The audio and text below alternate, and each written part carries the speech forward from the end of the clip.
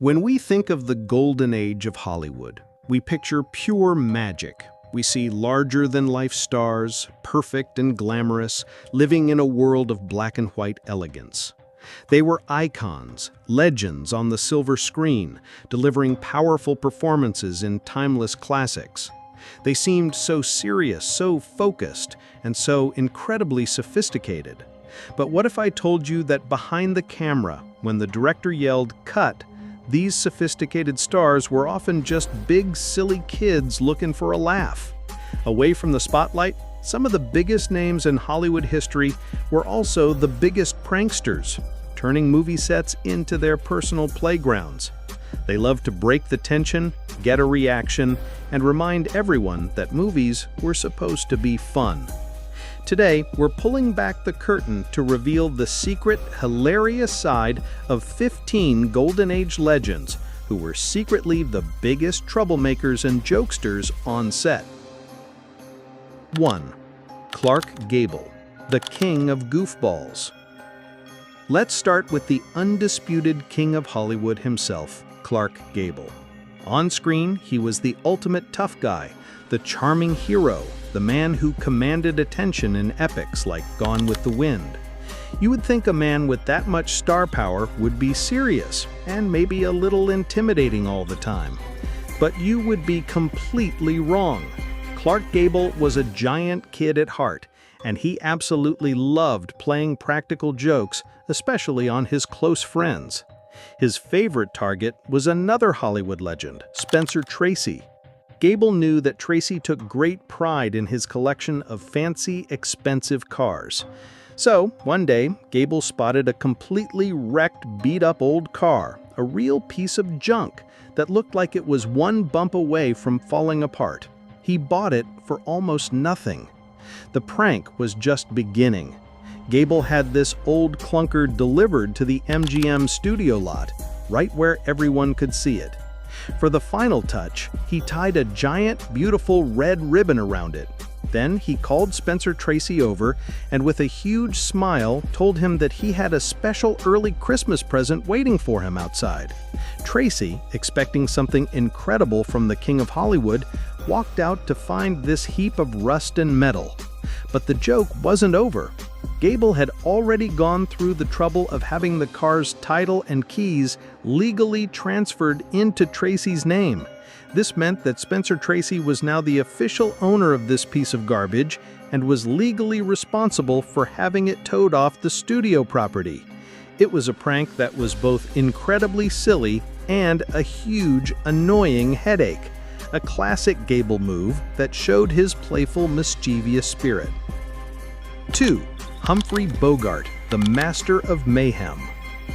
Humphrey Bogart was the king of cool, with a cigarette hanging from his lip.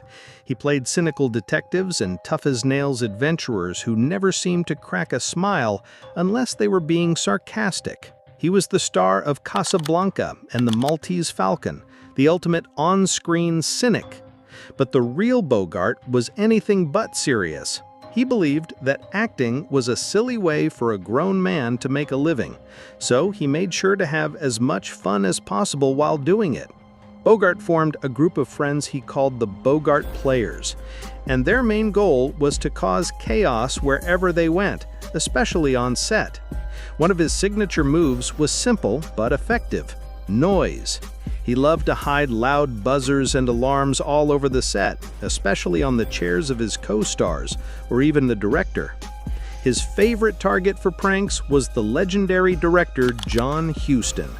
During the filming of The African Queen, which was shot in the hot, miserable jungles of Africa, Bogart decided to lighten the mood.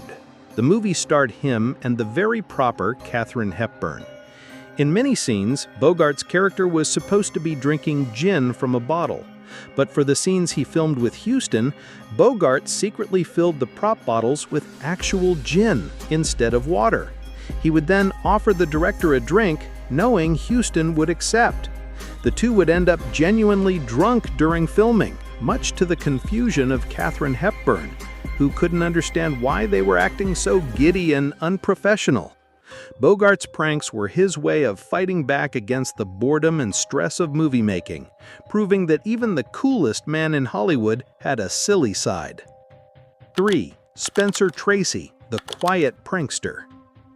While Spencer Tracy was often the victim of Clark Gable's elaborate jokes, he was more than capable of dishing them out himself.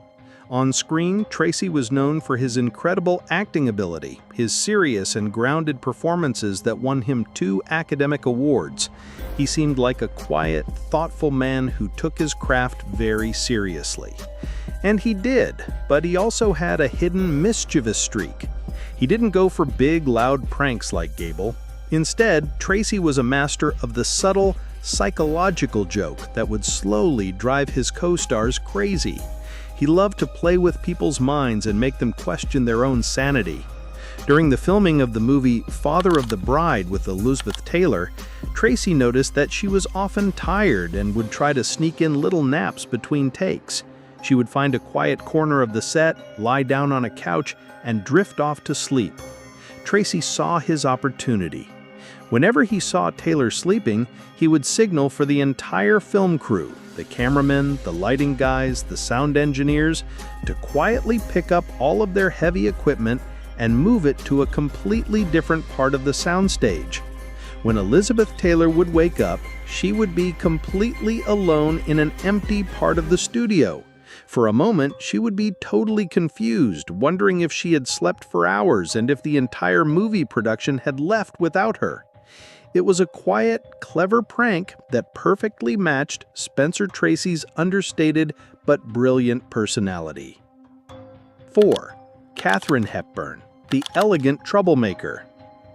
Katharine Hepburn was Hollywood royalty. She was elegant, fiercely independent, and a powerhouse actress with a record 4 Oscar wins for Best Actress. She carried herself with an air of sophistication and intelligence, playing strong-willed women who were always the smartest people in the room. But behind that classy exterior was a woman who loved a good, chaotic prank. She was an athletic and adventurous person, and her jokes often involved a bit of physical comedy. She was a close friend of Spencer Tracy, and while they had incredible chemistry on screen, they also had a playful rivalry off-screen, constantly trying to one-up each other with practical jokes. One of their most famous films together was Adam's Rib. In one scene, Spencer Tracy's character was supposed to be getting a massage. As he lay face down on the massage table, ready for the scene to begin, Hepburn saw her chance. She quietly snuck up behind him and with a running start took a huge leap and landed directly on his back, knocking the wind out of him completely. Tracy let out a huge grunt and the entire crew burst into laughter. It was a completely unexpected and physical prank that perfectly captured Hepburn's fearless and fun-loving spirit. She proved that even the most respected and elegant actress in Hollywood wasn't above a little bit of good-natured roughhousing to get a laugh. 5. Paul Newman, the king of escalation. Paul Newman, with his famous blue eyes and incredible talent, was one of the biggest movie stars in the world. He was known for his cool, laid-back charm in films like Cool Hand Luke and The Hustler. But when it came to pranks, he was far from laid back. Newman was legendary for his practical jokes, which were often elaborate, expensive, and part of long-running prank wars with his friends and co-stars. His most famous prank rival was the director George Roy Hill, who directed him in The Sting and Butch Cassidy and the Sundance Kid. Their prank war became the stuff of Hollywood legend, with each man trying to top the other in a series of increasingly outrageous stunts. It all started when George Roy Hill had Newman's brand new, very expensive sports car taken apart and delivered to his dressing room, piece by piece. Newman, not one to be outdone, decided to get his revenge. He found out where the director was keeping his own car and had it secretly towed away. A few days later, he invited George Roy Hill to a special screening. As the director sat in the theater, the movie began to play, but instead of the film, it was footage of his car being crushed into a tiny metal cube at a junkyard. The director was horrified, thinking his car was destroyed. Newman let him suffer for a few minutes before revealing that he had actually used a different, identical car for the prank, and that his real car was safe. Newman's pranks were epic productions, showing that he was willing to go to incredible lengths just for the sake of a joke. 6. Marlon Brando, the rebel prankster. Marlon Brando changed acting forever. He was intense, moody, and brought a new level of realism to his roles in films like A Streetcar Named Desire and On the Waterfront. He was known as a Hollywood rebel, someone who played by his own rules and didn't care what anyone thought of him. That rebellious attitude extended to his behavior on set, where he was a notorious prankster who loved to shock people and disrupt the serious atmosphere of a movie production. He believed that sets were too tense and that a little bit of silliness was necessary to keep everyone grounded. His pranks were often childish, but they almost always worked to break the tension.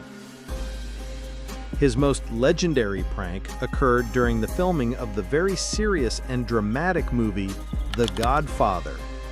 In the famous opening scene, Brando, as Don Corleone, is supposed to be holding a cat while he listens to a man's request. During one of the rehearsals, Brando decided the cat wasn't funny enough. So, he secretly filled his pants with weights.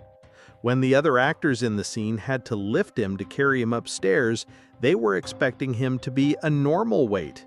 Instead, they struggled and nearly fell over, unable to lift the surprisingly heavy movie star. Brando also famously used a remote-controlled fart machine, which he would hide on set and set off during serious, emotional scenes, causing his co-stars to burst out laughing and ruin the take. For Brando, a good laugh was always more important than a perfect scene. 7. Frank Sinatra, the chairman of the prank. Frank Sinatra was the leader of the Rat Pack, the coolest group of entertainers on the planet. He was a legendary singer and a talented actor with an Oscar to his name. On stage and on screen, he had an aura of power and control. He was the chairman of the board. But when he was with his friends, he was the ringleader of a gang of pranksters. The entire Rat Pack, including Dean Martin and Sammy Davis Jr., turned Las Vegas and Hollywood movie sets into their personal playground. Sinatra was often the mastermind behind their elaborate schemes, which were designed to cause as much friendly chaos as possible. When the Rat Pack was filming the original Ocean's 11, they were all staying at the same hotel in Las Vegas. Sinatra decided to have some fun with his co-star, Peter Lawford. He and the other members of the Rat Pack snuck into Lawford's hotel room while he was out and completely redecorated it. They turned all the furniture upside down, glued the telephone to the cradle, and sawed the legs off the chairs so they would collapse the moment he sat on them. They even rerouted the plumbing so the shower would spray water all over the bathroom. Lawford returned to find his room in a state of total, surreal chaos. For Sinatra and his friends, life was meant to be a party, and pranks were just part of the fun. 8. Dean Martin, the effortlessly funny man. Dean Martin was the definition of cool. With a drink in one hand and a smile on his face, he made everything look easy, whether he was singing, acting, or telling a joke. He was a key member of the Rat Pack and a frequent partner in crime for Frank Sinatra's pranks. But Dean had his own unique style of humor. He loved to play the part of the charming, clumsy goofball, both on and off screen. His pranks were often more subtle and performance-based than Sinatra's, relying on his incredible comedic timing and his ability to make people believe he was just a lovable, bumbling fool. One of his favorite running gags happened during the Rat Pack's famous live shows in Las Vegas. In the middle of Frank Sinatra's performance, when he was singing a serious, emotional ballad, Dean Martin would stumble out from backstage dressed as a waiter. He would be carrying a tray full of glasses and drinks, and he would pretend to be completely lost and clumsy. He would trip over cables, bump into musicians, and make a huge racket, all while Sinatra tried desperately to keep a straight face and continue singing. The audience would be in stitches, and the prank worked every time because Dean Martin was so convincing as the clueless waiter. It was a perfect example of his brand of humor, gentle, hilarious, and designed to make his friends the center of the joke. 9. Alfred Hitchcock, the director of deception. Alfred Hitchcock was the master of suspense, a director who terrified audiences with his psychological thrillers like Psycho and The Birds. He was a meticulous planner, a genius who controlled every single detail of his films to create the maximum amount of tension and fear. But he also had a very dark and twisted sense of humor, and he was infamous for playing cruel and unusual pranks on his actors and crew. For Hitchcock, the suspense didn't stop when the cameras stopped rolling. He seemed to enjoy making the people around him feel just as anxious and uncomfortable as his on-screen characters. His pranks were often more mean-spirited than funny. He had a strange phobia of eggs, so he once forced an actress to handle dozens of them, knowing it would make her uncomfortable. His most notorious prank involved a crew member. Hitchcock made a bet with the man that he couldn't spend an entire night chained to a studio camera. The man agreed. Hitchcock then offered him a drink, which he had secretly laced with a powerful laxative. He then handcuffed the man to the camera and left him there for the night. The result was predictable and deeply humiliating for the poor crew member. Hitchcock's pranks were a strange and dark extension of his filmmaking personality, blurring the line between a practical joke and genuine cruelty. 10. Erwin Flynn, the Hollywood swashbuckler. Erwin Flynn was the original Hollywood action hero. He was the handsome, swashbuckling star of adventures like The Adventures of Robin Hood and Captain Blood. On screen, he was a charming rogue who was always ready with a sword and a smile. Off screen, his life was even wilder and more chaotic. Flynn was famous for his hard-partying lifestyle and his complete disregard for rules and authority. He lived his life like one big, crazy adventure, and his pranks were just as wild and unpredictable as he was. They were often crude, shocking, and definitely not for the faint of heart. Flynn had a close and often tumultuous friendship with the actor David Niven. The two were constantly playing pranks on each other. One of Flynn's most infamous pranks was when he decided to place a small, hidden camera inside the guest bathroom of his home. When his friends, including Niven, would use the bathroom, Flynn would secretly film them. It was a shocking invasion of privacy, but for Flynn, it was just a hilarious joke. He also had a fondness for using dead animals in his pranks, often hiding dead snakes or spiders in his co-stars' beds or dressing rooms just to hear them scream. Erwin Flynn's pranks were a reflection of his own personality, reckless, outrageous, and completely over the top. 11. Cary Grant, the suave and silly star. Cary Grant was the epitome of style, charm, and sophistication. He was the handsome leading man who was effortlessly witty and graceful in romantic comedies and thrilling dramas alike. He was so perfect on screen that it's hard to imagine him ever being anything but a complete gentleman. But Cary Grant had a wonderfully silly and playful side that he often kept hidden from the public. He didn't go for mean-spirited jokes, but preferred gentle, absurd pranks that would leave his friends feeling more confused than anything else. He loved to play with people's expectations and create bizarre situations just to see how they would react. One of his favorite people to prank was his good friend and co-star, Randolph Scott. Grant and Scott were roommates for a period of time, and Grant took full advantage of the situation. He would often sneak into Scott's room and do something incredibly strange, like replacing all of his shoelaces with cooked spaghetti. Can you imagine waking up, getting dressed for a day at the studio, and finding your expensive leather shoes filled with pasta?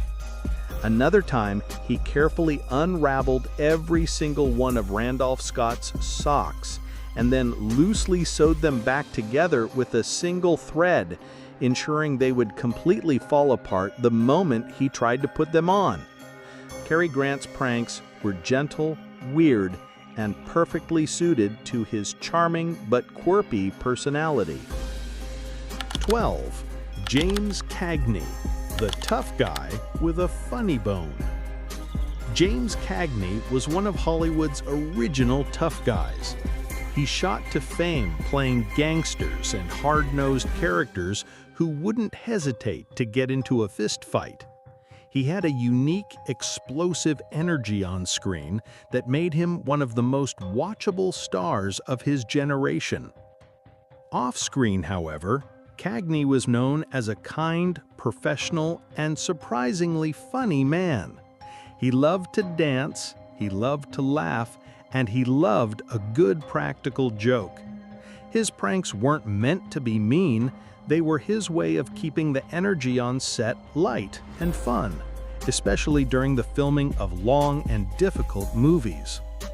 During the making of the classic gangster film, The Public Enemy, there is a famous scene where Cagney violently shoves a grapefruit into the face of his co-star, Mae Clark.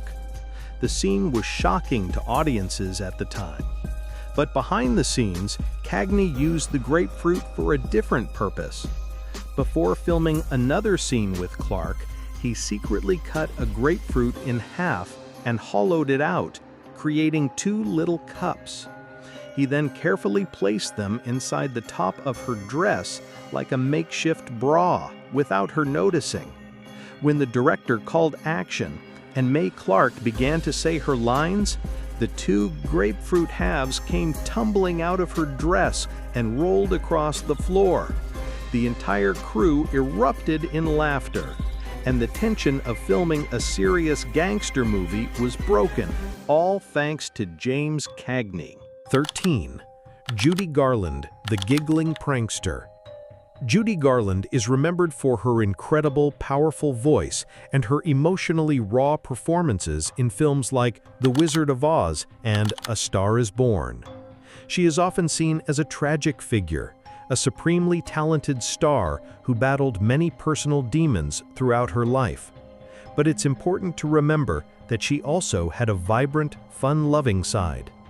Especially as a young actress at MGM, Judy was known for her infectious giggle and her love of playing pranks with her friends, most notably her frequent co-star, Mickey Rooney. The two were a dynamic duo on screen, and behind the scenes, they were a pair of mischievous troublemakers. Judy and Mickey were the best of friends, and they were constantly trying to make each other laugh during takes. Their favorite prank was simple but incredibly effective. They would try to see who could sneak the most ridiculous, out-of-place word into their dialogue without the director noticing. During a serious scene, Mickey might suddenly talk about a purple platypus, or Judy would mention a fuzzy caterpillar, trying to get the other to break character and start laughing. They also loved to make funny faces at each other from just off camera, causing countless takes to be ruined because they couldn't stop giggling. These simple, innocent pranks were a way for the young stars to cope with the immense pressure of being Hollywood's biggest box office draws. 14. Tony Curtis, the disguise artist. Tony Curtis was a handsome and charismatic star known for his roles in films like Some Like It Hot and the defiant ones. He had a magnetic personality and a great sense of humor that made him a joy to work with. He was also a dedicated prankster who loved to go the extra mile for a joke. His favorite type of prank involved his love for costumes and disguises.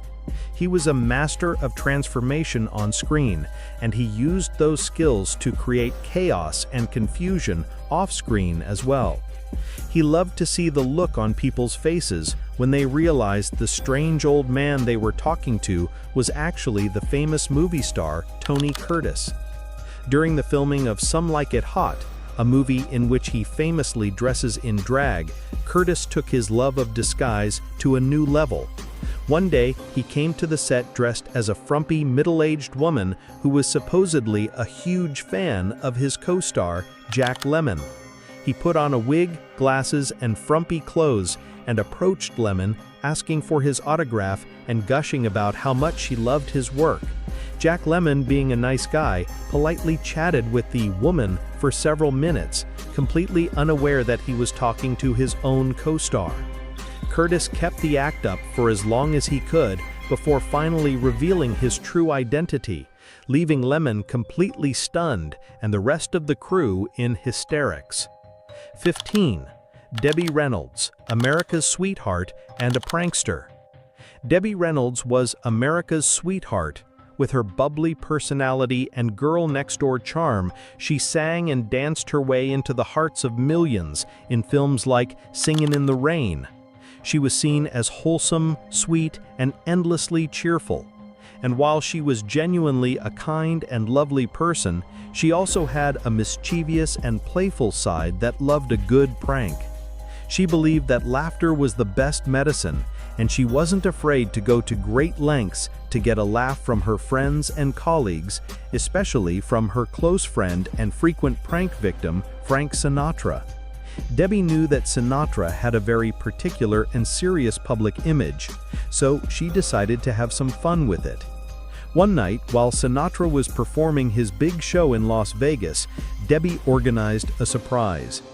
In the middle of his concert, she arranged for a group of delivery men to march down the main aisle of the theater, carrying a huge, life-sized pizza. They walked right up to the stage and presented it to a completely bewildered Frank Sinatra, right in the middle of a song. Another time, she filled his dressing room from floor to ceiling with thousands of balloons. When he opened the door, an avalanche of color came pouring out. Debbie Reynolds' pranks were always good-natured and full of joy, a perfect reflection of her own sunny and wonderful personality. These stars may have looked like gods on the silver screen, but behind the scenes, they were wonderfully, hilariously human.